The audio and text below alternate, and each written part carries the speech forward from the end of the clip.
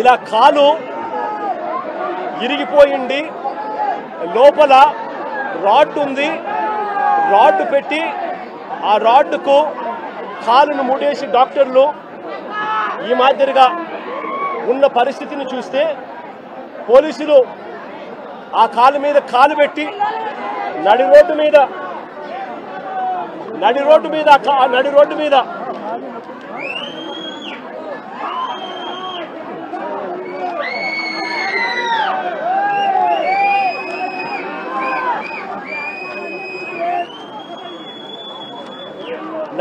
మీద ఆ పోలీసు కాలు తొక్కుతూ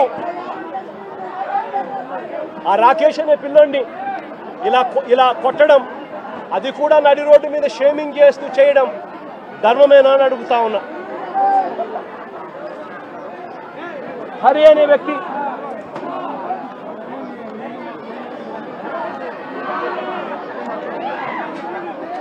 హరికృష్ణ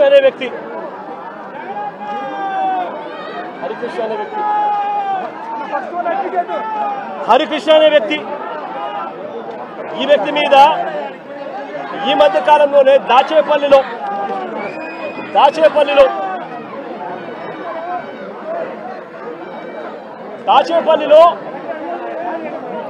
హరికృష్ణ అనే వ్యక్తిని తప్పుడు కేసు పెట్టి ఈ మధ్య కాలంలోనే దారుణంగా సిఐ క్వార్టర్స్ లో పడేస్తే, ఇంత దారుణంగా కొట్టి పడేస్తే వారి తల్లిదండ్రులు గ్రామస్తులు వచ్చి ఆందోళన చేసి ఈ పిల్లాడిని రక్షించుకున్నారు. ఈ కేసులో కూడా ఎలాంటి గాయాలు జరగలేదని, ఎలాంటి గాయాలు ఆ పిల్లాడికి రాలేదని డాక్టర్లు దొంగ సర్టిఫికెట్ కూడా ఇప్పించుకున్నారు. ఆ పిల్లాడు ఈ రోజు కూడా నడవలేని పరిస్థితిలోనే ఆ పిల్లాడు ఉన్నాడు. రాజమండ్రిలో పులిసాగర్ అనే సోషల్ మీడియా యాక్టివిస్టు, రాజమండ్రిలో పులివీరన్న అనే పులిసాగర్ అనే సోషల్ మీడియా యాక్టివిస్టు ఈ పిల్లాడు కూడా దళితుడే. ఈ పిల్లాడిని కూడా ఇదే మాదిరిగానే పోలీస్ స్టేషన్లో అగ్ననగ్నంగా ఈ పిల్లాడిని రాత్రంతా పెట్టారు, రాత్రంతా చిత్రహింసలు పెట్టారు.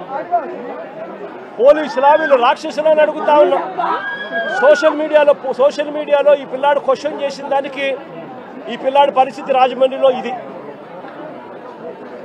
ఆడపిల్లలను కూడా చూడకుండా సుధారాణి అనే వైఎస్ఆర్సీపీకి సంబంధించిన యాక్టివిస్టు, కృష్ణవేణి అని వైఎస్ఆర్సీపీకి సంబంధించిన ఇంకొక మహిళా యాక్టివిస్టు, వీళ్ళిద్దరూ కూడా ఆడపిల్లలను కూడా చూడకుండా నెలలు రకరకాల పోలీస్ స్టేషన్లు వీళ్ళని తిప్పారు. రకరకాల పోలీస్ స్టేషన్లలో వీళ్ళ మీద కేసులు నమోదు చేస్తూ వీళ్ళను తిప్పుకుంటూ వచ్చారు. నేను అడుగుతా ఉన్నా, డెమోక్రసీలో మనం ఉన్నామా లేదా అన్నది ప్రజలందరూ కూడా ఆలోచన చేయాలని అడుగుతా ఉన్నా నేను అందరినీ కూడా. రాష్ట్ర వ్యాప్తంగా కూడా ఇలాంటి ఘటనలు జరుగుతూ ఉన్నాయి. పోలీసులు తెలుగుదేశం పార్టీకి సంబంధించిన రెడ్ బుక్ రాజ్యాంగాన్ని అమలు చేయడంలో నిమగ్నమై ఉన్నారు. మొట్టమొదటిసారిగా రాష్ట్రంలో ఈరోజు చూస్తూ ఉన్నాం, తెలుగుదేశం పార్టీ సాక్షాత్తు సిఐల్ని, సాక్షాత్తు డిఎస్పీల్ని, సాక్షాత్తు ఎస్ఐల్ని ఉపయోగించుకుంటూ పోలీసులను కలెక్షన్ ఏజెంట్లుగా వాడుకుంటా ఉన్నారు. ఎమ్మెల్యేలు వ్యాపారం చేస్తారు. మద్యం దగ్గర నుంచి, ఇసుక దగ్గర నుంచి, మట్టి దగ్గర నుంచి, నియోజకవర్గంలో జరుగుతూ ఉన్న ప్యాకాట క్లబ్బుల నుంచి అన్నింటిలోనూ కూడా ఎమ్మెల్యేలు దగ్గరుండి నడిపిస్తారు. పోలీసులు దగ్గరుండి వాళ్ళకు ప్రొటెక్షన్ ఇస్తారు. దగ్గరుండి పోలీసులు వాళ్ళ దగ్గర నుంచి మామూలు వసూలు చేస్తూ ఉన్నారు. మామూలు వసూలు చేసి పోలీసులు ఇంత, ఎమ్మెల్యేలు ఇంత, చంద్రబాబుకి ఇంత, లోకేష్కి ఇంత అని చెప్పి పంపకాలు జరుగుతూ ఉన్నాయి. రాష్ట్ర వ్యాప్తంగా ప్రతి నియోజకవర్గంలో ఇదే జరుగుతూ ఉన్నాయి. ప్రతి గ్రామంలోనూ బెల్ట్ షాపులు కనిపిస్తూ ఉన్నాయి. ప్రతి మందు షాప్ పక్కన పర్మిట్ రూములు లేకుండా ఇల్లీగల్ పర్మిట్ రూములు కనిపిస్తూ ఉన్నాయి. ప్రతి పర్మిట్ రూముకు డబ్బులు తీసుకుంటా ఉన్నారు. ప్రతి బెల్ట్ షాప్కు పోలీసులు డబ్బులు తీసుకుంటా ఉన్నారు. ఎమ్మెల్యేలకు డబ్బులు ఇస్తున్నారు. చంద్రబాబు నాయుడు గారికి ఇంత, లోకేష్కి ఇంత కలెక్షన్లు జరుగుతూ ఉన్నాయి. ఇసుక, పేకాట, మట్టి, సిలికా, క్వార్ట్స్, లాటరైటు ఏది వదలకోకుండా నియోజకవర్గంలో ప్రతిదీ కూడా వసూళ్లు కార్యక్రమం జరుగుతూ ఉన్నాయి. నేను అడుగుతా ఉన్నా, అసలు రాష్ట్రంలో ఇలాంటి పాలన జరిగేటప్పుడు పోలీసులను ఉపయోగించి యూనిఫామ్ తొడిగి వాళ్ళను దొంగల ముఠాలో భాగస్థులుగా చేసి వాళ్ళను వాడుకొని రెడ్ బుక్ రాజ్యాంగం నడుపుతా ఉన్న ఈ రాష్ట్రంలో లా అండ్ ఆర్డర్ అనేది ఉందా అని చెప్పి నేను గట్టిగా ప్రశ్నిస్తూ అడుగుతా ఉన్నా. నేను ఒకటే చెప్తా ఉన్నా, ఈరోజు ఈ పిల్లలకు జరిగిన అన్యాయం ఏదైతే ఉందో నేను ఈ పిల్లల్ని వెనకేసుకొని రావడం లేదు. పిల్లలు అన్నాక వీళ్ళు వయసులో ఉన్నప్పుడు ఏదేదో కేసులు పడిండొచ్చు, గొడవలు జరిగిండొచ్చు, కేసులు పడిండొచ్చు, కేసులు ఉండిండొచ్చు. ఆ కేసుల్లో ఎవరిది న్యాయము ఎవరిది ధర్మము అని చెప్పి నాకు తెలియదు. నేను దాన్ని వెనకేసుకొని రావడం లేదు. కానీ ఒక పద్ధతి అనేది ఒకటి ఉంది అనేది మాత్రం ఖచ్చితంగా చెప్తా ఉన్నా. ఆరోపణలు చేసే వ్యక్తులే జడ్జిల కింద మారిపోకూడదు అని మాత్రం గట్టిగా చెప్తా ఉన్నా. ఆరోపణలు చేయడం మీద ఆరోపణలు మీరు చేసినప్పుడు జడ్జిలుగా ఉన్న కోర్టులు ఇరువైపులా వాదనలు విన్న తర్వాత ఎవరిది అన్యాయము ఎవరిది న్యాయము అని చెప్పి వాళ్ళు కోర్టుల్లో తీర్పులు ఇస్తారు. ఆ తీర్పు ఇచ్చేదాకా కేసులున్న ప్రతి ఒక్కరూ ముద్దాయి అయిపోడు అన్నది మాత్రం ఖచ్చితంగా గట్టిగా చెప్తా ఉన్నా.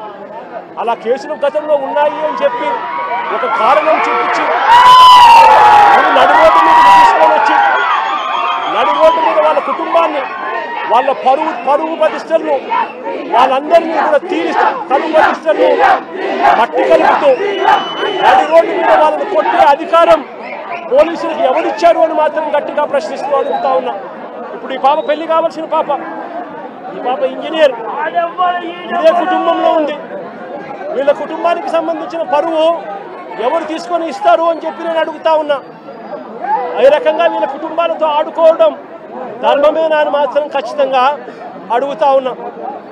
రాకేష్ చెల్లెలు engineer, Victor junior advocate, Victor చెల్లెలు కూడా ఇంజనీర్, విక్టర్ వాళ్ళ నాన్న